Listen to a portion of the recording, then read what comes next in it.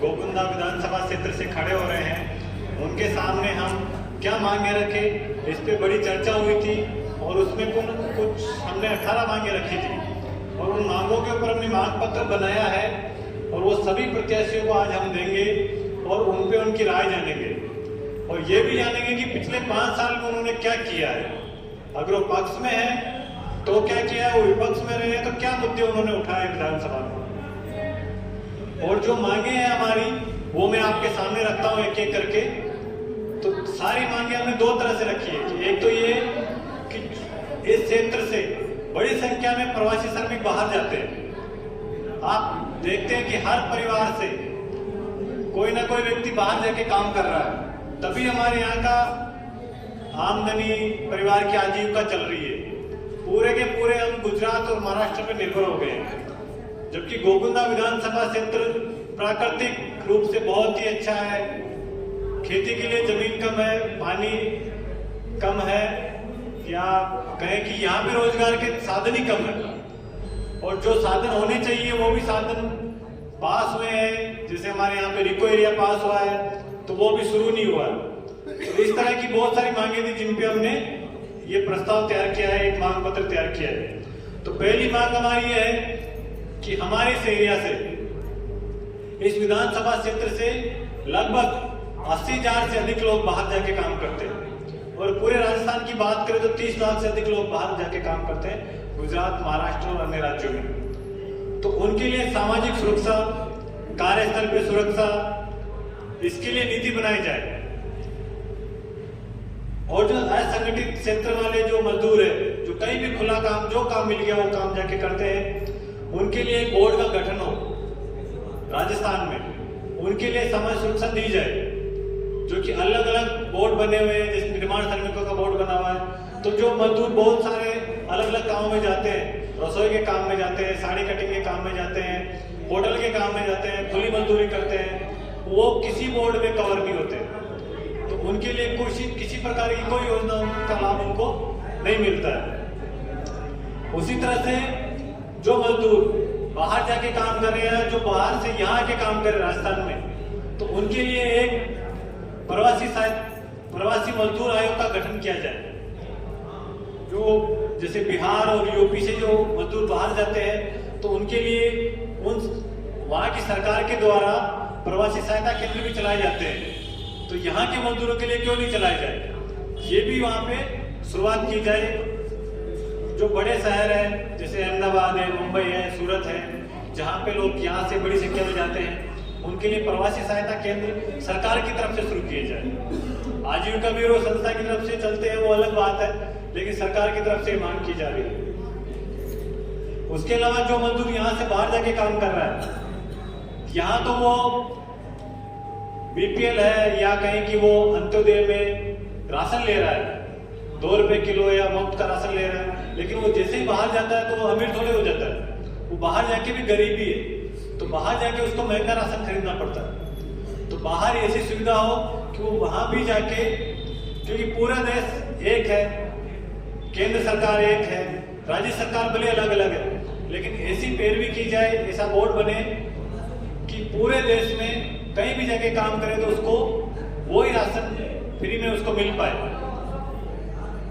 खाद्य सुरक्षा का लाभ उसको इस राजस्थान के अलावा बाकी राज्यों में भी उसको मिले। एक मांग हमने ये की है। और एक बड़ी मांग प्रवासी मजदूरों के लिए की है कि आज हम यहाँ से बाहर जाते हैं कमाने के लिए, तो सब प्राइवेट बसों के ऊपर निर्भर है। सरकारी बसें है नहीं, सरकारी बसें तो राजस्थान में मिलेगी या बहुत कम संख्या में वो बसें हैं। अगर यहाँ से सूरत, मुंबई, बड़ौदा, जो बड़े शहरों में जहाँ से यहाँ से लोग जाते हैं, उनके लिए सरकारी बसें चले, रोडवेज बसें। तो जो त्योहारों के टाइम जो प्राइवेट बसें अपना भाड़ा बढ़ा देती है, दुगना चौगना रेट लेती है, मजदूर परेशान होते हैं, तो वो परेशानी कम होगी। तो ये एक मांग हमने इसमें रखी है। उसके अलावा यहाँ के जो स्थानीय जो मांगे हैं, स्थानीय मजदूर है यहाँ पे, उनके लिए जैसे संरक्षक महोदय तखत सिंह जी ने बताया था कि जो BOCW है, श्रमिक कल्याण बोर्ड है, उसमें योजनाएं बहुत सारी है, बहुत अच्छी अच्छी योजनाएं चलाई है सरकार ने, समय समय पर संशोधन भी किया है। कुछ में पैसा भी बढ़ा है। जो पहले प्रसूति सहायता 6,000 मिलता था, आज 20,000 में किया उसने, लेकिन फायदा नहीं दे रहे। बोर्ड में पैसा नहीं है। इस तरह से बहाने बना के हमारी योजनाएं रुकी हुई है। वर्षों तक, महीनों तक उन योजनाओं के आवेदन अटके हुए रहते हैं। तो एक मांग ये की है कि समय सीमा तय की जाए कि जो भी योजना में आवेदन किया जा रहा है, मजदूर जो भी योजना आवेदन कर रहा है, उसको एक तय सीमा में उस योजना का लाभ दिया जाए। उसके अलावा उस योजना में इतने सारे प्रावधान कर दिए हैं, इतने सारे सबूत मांगे जाते हैं कि वो मजदूर है या मजदूर नहीं है, उसके लिए उसको प्रमाण पत्र देना पड़ता है। तो जो खुला काम करते हैं, क्रेशर गिट्टी का काम करते हैं या आरसीसी का काम करते हैं, कोई पेंटर का काम करता है, कोई नल फिटिंग का काम कर रहा है, कोई बिजली फिटिंग का काम कर रहा है, तो उसके लिए प्रमाण पत्र लाना बहुत मुश्किल हो जाता है। तो वो मजदूर इस योजना से वंचित रह जाते हैं। तो यूनियन जो यहाँ बनी हुई है, मजदूर संगठन जो बना हुआ है, उसको ये अधिकार है कि वो उसको प्रमाणित कर सकता है कि मजदूर वहां जाके काम कर रहा है। लेकिन जो व्यवस्था ऐसी है सरकार की, श्रम विभाग की तरफ से, इस तरह जो संगठन जिनको प्रमाणित कर रहा है, उन मजदूरों को उस योजना से वंचित रख दिया जाता है। कई बार उनके आवेदन लंबित हो जाते हैं और उनको बार बार उसके लिए सबूत देना पड़ता है कि उसने काम किया है कि नहीं किया। ठेकेदार मालिक उनको वो प्रमाण पत्र देते नहीं है। तो ऐसे में संगठन की जिम्मेदारी की उनको, जो संगठन के सदस्य उनको प्रमाणित करता है। तो ये मांग ये भी कि संगठन उसको प्रमाणित करे, उसको सरकार माने। योजना में प्रावधान है, लेकिन जो बीच में जो अधिकारी है, बीच में जो सरकारी व्यवस्था है, उसमें ये कहीं ना कहीं रुकावट है। और सबसे ज्यादा जो लाभ मिल रहा है वो नरेगा में काम करने वाले मजदूरों को मिलता है।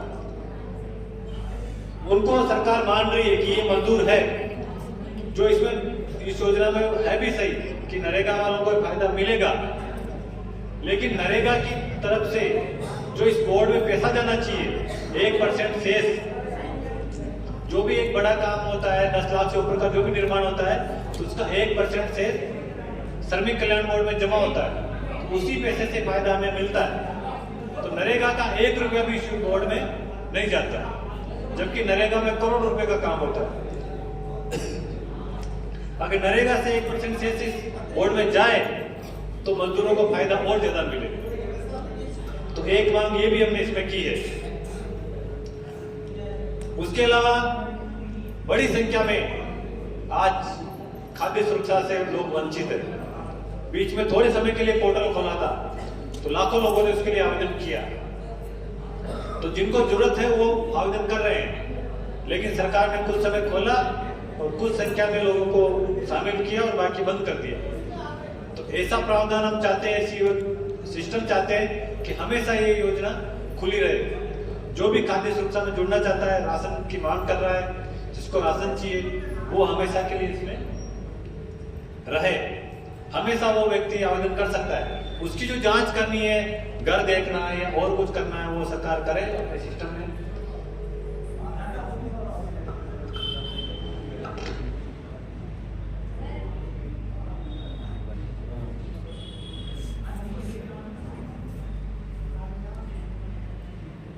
तो एक मांग ये है कि लगातार ये जो खाद्य सुरक्षा का जो पोर्टल है, ये हमेशा खुला रहना चाहिए कि जो भी व्यक्ति पीड़ित है, परिवार में अचानक कोई समस्या आ गई, किसी की मुखिया की मृत्यु हो गई, वो परिवार तुरंत गरीबी में चले जाता है। कोई गंभीर बीमारी हो गई, किसी को टीबी हो गया, किसी को सिलिकोसिस हो गया, वो परिवार कर्जे में चला जाता है।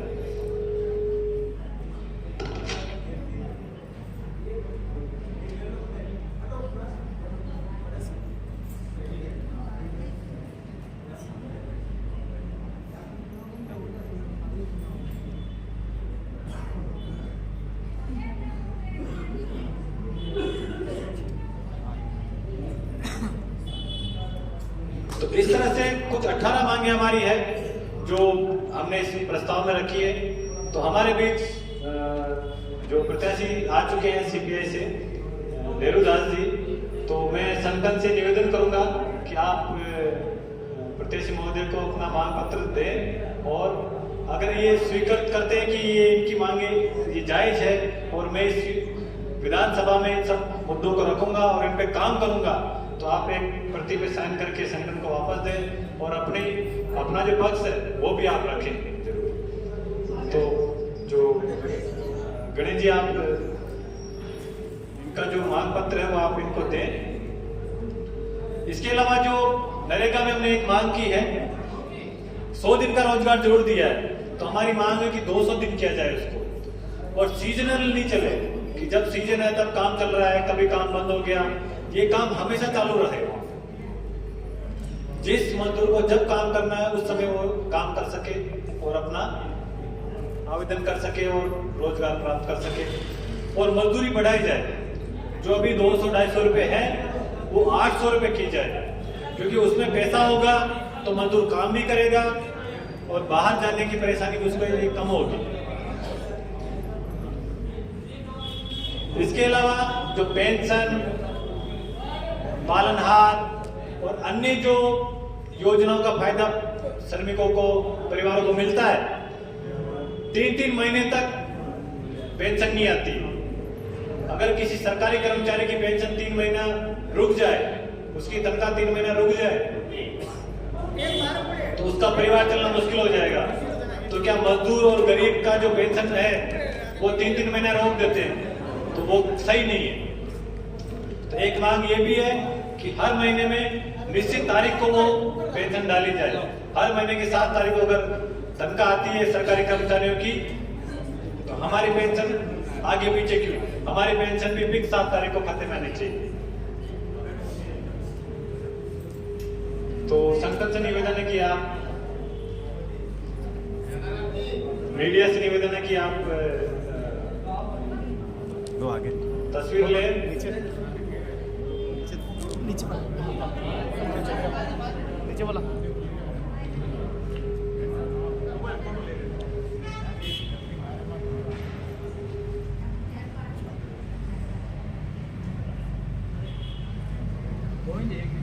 नेहरूदास जी से निवेदन है कि अगर आपको ये प्रस्ताव मंजूर है, ये मांगे संगठन की आप मानते हैं, तो एक प्रति पे आप साइन करके संगठन को जरूर दें।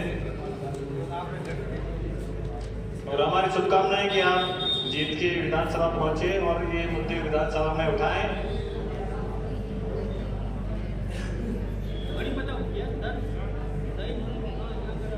लास्ट में नीचे नहीं, फर्स्ट पे करवाई दो, कोई दिक्कत नहीं, कहीं भी लास्ट में कर सकते हैं। फर्स्ट में कर दो, मेन पता पे।